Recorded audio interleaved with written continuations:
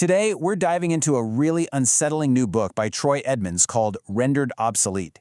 And let me tell you, its argument is chilling. It claims that a quiet, algorithmic purge of the workforce isn't some sci-fi future, it's happening right now. So the book kicks off with this bombshell. And no, he's not talking about your credit score or anything you can actually look up. This is something else entirely. A hidden, all-encompassing number that Edmonds argues is already drawing the map of your life's opportunities. And really, this is the question at the heart of it all. What if it's not about your skills, not about your performance, but about a cold, hard calculation? A machine deciding you're just not a profitable asset anymore. Okay, so let's get into what this score actually is and how the book says it's being used. This isn't just some abstract idea. It's laid out as a real system that can decide if you even get a foot in the door for a job interview. And Troy Edmonds is really clear on this point. He's not making a prediction. He's describing what he sees as a system that is already quietly locking millions of people out of the economy, creating what he calls a permanent underclass of workers who have no idea why they keep getting rejected. All right, now we're getting to the absolute core of the book's argument. This is what Edmonds calls the silent purge. It's the mechanism that he claims is, bit by bit, making people economically invisible. The key word to focus on here is systematic. According to the book, this isn't just random job loss because of new tech. No, this is described as an intentional process, a way to identify and weed out people who are calculated to be a drain on future profits, even if you're a fantastic employee today. And what's driving this purge? It's something called the human capital score. I want you to imagine a credit score, but for your entire life. It hoovers up data from everywhere, your medical files, your online shopping, where you live, who you know, all to predict your future cost versus your future value to a company. And the result of this, the book argues, is devastating, because certain groups get flagged way more than others. Now, the algorithm isn't programmed to be prejudiced, but it learns from our biased historical data. So, it flags workers over 40 because data says they have higher healthcare costs. It pushes aside people with disabilities or folks from certain zip codes because that's what corporate data patterns have shown in the past. It basically turns existing discrimination into code.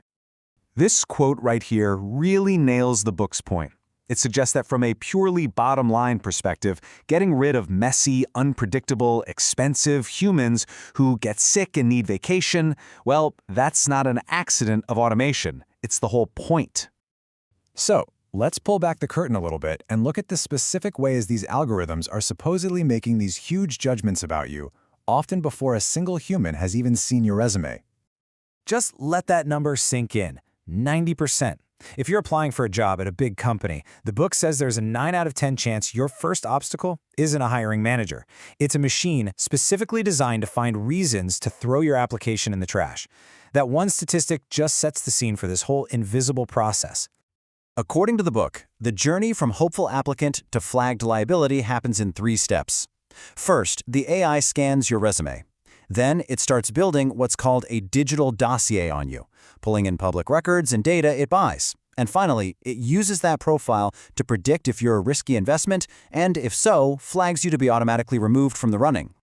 And the data gathering doesn't stop if you get the job. Oh no, the book paints a picture of constant workplace surveillance. Every key you press, your facial expressions being analyzed for engagement, how long you're away from your desk, all of it is fed back into the system, constantly updating your score. You know, the really terrifying end result that Edmonds presents is this idea of a permanent underclass. Once one of these black box algorithms flags you as low value, that flag can literally follow you everywhere. And there's no one to appeal to. You're just locked out, and you might never even know why. So the big question is, how would you even know if this is happening to you? Well, the book actually gives a checklist of warning signs that you might be in the early stages of being, well, algorithmically phased out. I mean, just look through these. Do your job applications just vanish into a void? Is your boss suddenly asking you to write a super detailed manual on how to do your own job? The book argues these aren't just one-off things, but signs that a system is getting ready to replace you. And it can even bleed into your life outside of work, like suddenly getting worse offers for loans, a possible sign your human capital score is taking a hit. Now, after all of that doom and gloom, the book doesn't just end there. It actually frames this whole situation as a major choice we have to make, arguing that this automated future is not a done deal. Not yet. Edmonds lays out 2 very different paths forward. On the one hand, a future of automated control, where millions are just considered useless and all the power goes to a tiny group of tech elites. Or there's another path, one where we use automation to free people from boring work, and we share the incredible abundance that creates so that everyone can thrive. So the solution proposed isn't about how you can survive this on your own. It's about all of us acting together. It's about demanding to see how these secret algorithms work, supporting worker protections, building safety nets like UBI, and yeah, breaking up the huge tech monopolies that control these systems. And in the end, that is the choice it all boils down to. According to Rendered Obsolete, the default setting right now is to replace.